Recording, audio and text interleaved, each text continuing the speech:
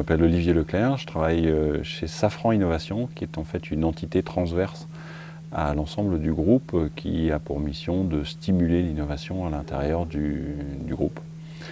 Et je m'occupe plus spécifiquement d'un programme d'intrapreneuriat que le groupe a lancé à la fin de l'année dernière. L'intrapreneuriat a plusieurs types de vertus, c'est quelque chose qui est assez systémique, qui peut adresser pas mal de problèmes. Chez Safran, on a choisi 3 objectifs associés à l'intrapreneuriat. Premier, créer de la valeur, des revenus complémentaires pour le groupe. Le deuxième, c'est un changement d'état d'esprit, essayer d'aller vers une agilité culturelle, essayer de donner les moyens à des salariés qui ont des idées de les transformer.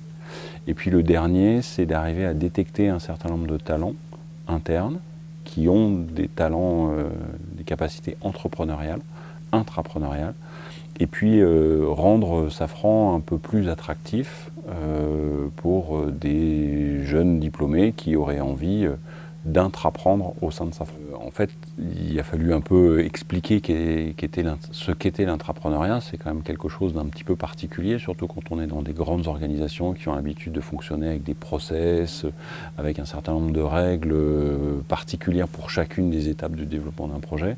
Donc essayer de montrer que la modalité intrapreneuriale était quelque chose de potentiellement intéressant. Donc beaucoup d'évangélisation, beaucoup d'explications. Et puis ce qui a été un peu clé, c'est de pouvoir rassembler des décideurs d'entités particulières du groupe.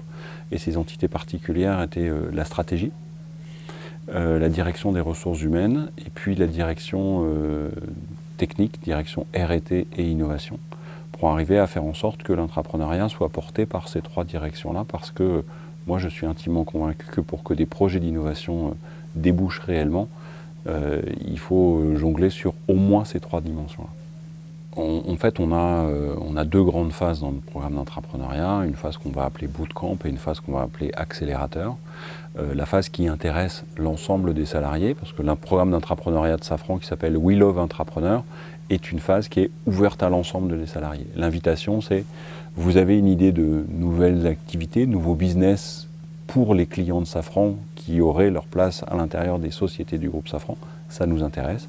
Il y a une plateforme, chacun peut déposer le projet, donc il y a toute une liste de questions, une espèce de canvas pour arriver à décrire l'idée, et puis derrière il y a un système de sélection plusieurs phases de sélection pour arriver à la fin, au milieu de cette phase de bootcamp, à avoir identifié 7 équipes de 4 personnes qui, elles, pour le coup, vont être accompagnées pendant 9 jours sur une durée de 3 mois pour arriver à la fin à présenter un plan d'affaires sur lequel des décideurs du groupe Safran et des décideurs des sociétés du groupe Safran pourront prendre une décision éclairée pour décider si oui ou non le projet peut aller dans l'accélérateur. Et là, dans l'accélérateur, les personnes travaillent à plein temps sur leur sujet pendant une durée de 1 à 3 ans pour réellement préparer l'industrialisation de ce qu'elles ont proposé.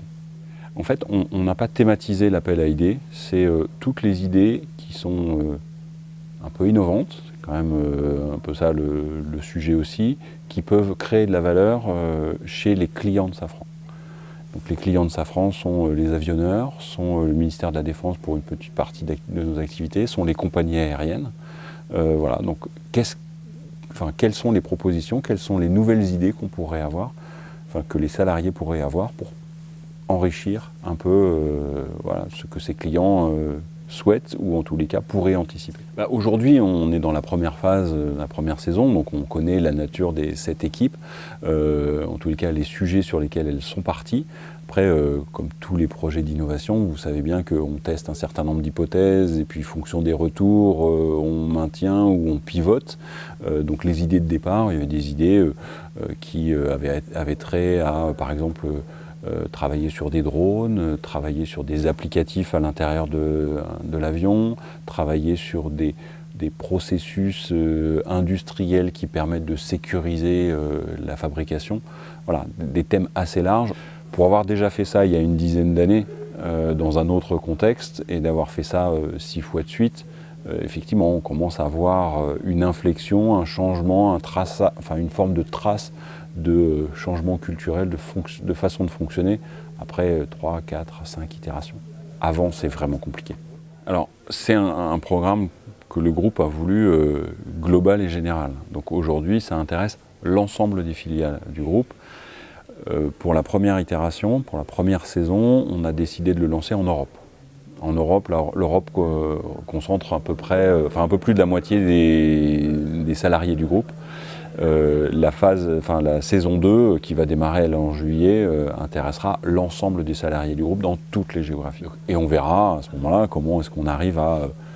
comment est-ce qu'on arbitre, comment est-ce qu'on gère, comment est-ce qu'on s'adapte à ce contexte-là, sachant qu'on a évidemment des salariés en Europe, aux États-Unis et en Amérique, et évidemment en Asie. Donc on a un certain nombre de contraintes horaires pour ce genre de choses, mais ça c'est la vie de tous les grands groupes. Il y a bien une des choses dont je suis certain, c'est qu'il n'y a pas un programme d'entrepreneuriat mieux que les autres. Ce qui compte, c'est l'adaptation de ce programme d'entrepreneuriat à deux choses, à la culture environnante du groupe, et puis quels sont les objectifs qu'on vise.